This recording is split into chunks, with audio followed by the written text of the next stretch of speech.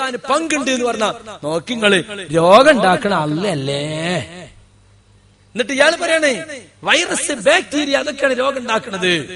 അപ്പൊ ബാക്ടീരിയക്ക് പങ്കുണ്ട് പറഞ്ഞാൽ കുഴപ്പമില്ല. ജിന്നിന്റെ അർത്ഥം എന്താ? ബാക്ടീരിയ. അപ്പൊ ജിന്നിന് പങ്കിട്ട് പറഞ്ഞാൽ ശിർക്ക്.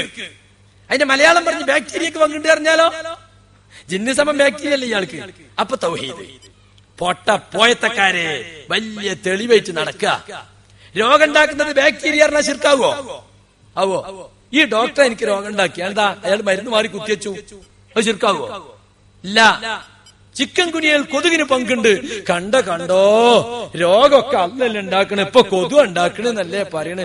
കൊതുവിനെ പങ്ക് ചേർക്കണ് കണ്ടോ. അപ്പൊ കൊതു അല്ലെങ്കിൽ ബാക്ടീരിയ വൈറസ് ഇതൊന്നും പറഞ്ഞാൽ ശിർക്കാവില്ല. ജിന്ന് രോഗം ഉണ്ടാക്കുന്ന ശിർക്കാവും. എന്താ സുന്നമി മനസ്സിലാക്കിക്കോ, അതും ശിർക്കാവില്ല. എന്താ അതും അല്ല നിശ്ചയിച്ചൊരു കാരണമാണ്. വൈറസ് മുഖേനയും ബാക്ടീരിയ മുഖേനയും രോഗം ഉണ്ടാകും. അതിപ്പോ 5%, 95% ആളുകൾ അതിനെ കാണുന്നുണ്ടോ? ഏരിയ ചെറിയ ലബോറട്ടറിയിലോ മറ്റൊക്കെ വർക്ക് ചെയ്യുന്ന ഏതെങ്കിലും ശാസ്ത്രജ്ഞന്മാരെ മറ്റോ കണ്ടിട്ടുണ്ടാവും സൂക്ഷ്മദർശിനിയിൽ, അല്ലേ? അപ്പൊ ആ സൂക്ഷ്മജീവികൾ രോഗമുണ്ടാക്കുന്നത് പോലെ ജിന്നും രോഗം ഉണ്ടാക്കും. ഇയാള് പറയണതോ ജിന്ന് പറഞ്ഞാൽ സൂക്ഷ്മജീവിയാണ്. അപ്പൊ ജിന്ന് രോഗം ഉണ്ടാക്കുന്ന ശിർക്ക്. അതിന് ഇയാൾ പറയണ പരിഭാഷയായ മൈക്രോബുകൾ എന്ന് പറഞ്ഞ സൂക്ഷ്മജീവികൾ രോഗം ഉണ്ടാക്കുന്ന പറഞ്ഞാൽ തൗഹീദും. ഈ പൊട്ടപ്പോയത്തം മിണിങ്ങി നടന്നിട്ട് ഞങ്ങൾ തൗഹീദിൽ പേച്ചുകൊണ്ട് ആയത്തോതാണ്. നിങ്ങളോളെ വിളിച്ചാ നിങ്ങൾക്ക് പ്രാർത്ഥന കേൾക്കൂലട്ടോ. കേൾക്കൂല എന്ന് പറഞ്ഞ മിനൽ മലായികത്തി വൽ ജിന്നി വൽ ഇൻസി. എന്താ ഇതിന്റെ പൊലിപ്പ്. ഖുറാഫികളോട് ഓതുന്ന ആയത്തപ്പോ ഞങ്ങളോട് ഓതുക. അപ്പൊ ജിന്നും പ്രാർത്ഥന കേൾക്കൂല എന്നല്ലേ?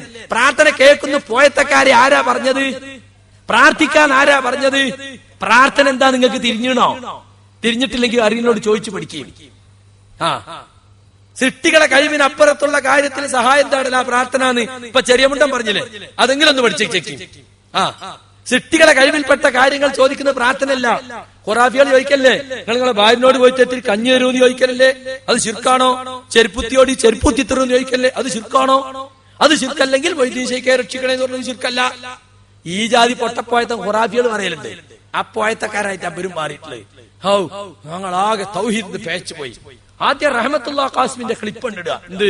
അയ്യൂബ് നബിയുടെ രോഗത്തിൽ ശൈത്താന് പങ്കുണ്ട്. എന്നിട്ട് നമ്മൾ പ്രസംഗിച്ചുകൊണ്ടിടുക. കണ്ടോ ഖാസിമിയുടെ മാർഗത്തിലെത്തി. ഇങ്ങനെയുണ്ട്. കാശ്മീർ സത്യം പറഞ്ഞ അംഗീകരിച്ചൂടെ? കാശ്മീർ സത്യം പറഞ്ഞ അംഗീകരിച്ചൂടെ? 5 വക്ത് നിസ്കാരണ്ട് എന്ന് കാസിമിന്റെ ക്ലിപ്പ് കണ്ടിടുക. എന്നിട്ട് നമ്മൾ 5 വക്ത് നിസ്കാരണ്ട്. കണ്ടോ കാസിമിന്റെ വാദത്തിലെത്തിയില്ലപ്പോ. റമളാനിന് നോമ്പ് നിർബന്ധം കാശ്മീർ കണ്ടിടുക. പേരോട് പറഞ്ഞു. എന്നിട്ട് നമ്മൾ കണ്ടോ രണ്ടിനി ഒരേ നോകത്തിൽ വെക്കട്ടോ. പൊട്ടന്മാരെ, ഇതൊക്കെ മിണിങ്ങി നടക്കാനേ നിങ്ങളെ കൂട്ടത്തിലുള്ള വാലാട്ടികളെ കിട്ടുള്ളൂ, ഞങ്ങളെ കിട്ടൂല. അവിടെ ചെറുപ്പക്കാര് കാര്യം പഠിച്ചു തുടങ്ങി, വിഷയങ്ങൾ മനസ്സിലാക്കി തുടങ്ങി. നിങ്ങൾ പറഞ്ഞ ചങ്ക് തൊടാതെ മുഴുവൻ കാലൊക്കെ കഴിഞ്ഞു പോയി. അത് നിങ്ങൾ മുണുങ്ങിക്കോളി, ഞങ്ങൾക്ക് അതിന് കൂടൂല. ഞങ്ങൾ നോക്കിയിട്ടും മനസ്സിലാക്കിയിട്ടൊക്കെ തന്നെ സംഗതികൾ മനസ്സിലാക്കുള്ളൂ. അപ്പൊ സുഹൃത്തുക്കളെ, ശൈത്താനെ പേടിക്കേണ്ട എന്ന് പറഞ്ഞു പഠിപ്പിക്കാം. സൂറത്ത് മൂമിനുള്ള 97-98 ആയത്തുകൾ മടവൂരികൾ പഠിച്ചു വെച്ചോ. വഖുൽ റബ്ബി അഊദു ബിക മിൻ ഹമസാത്തി ശയാത്തീൻ വഅഊദു ബിക റബ്ബി അൻ യഹ്ളുറൂൻ.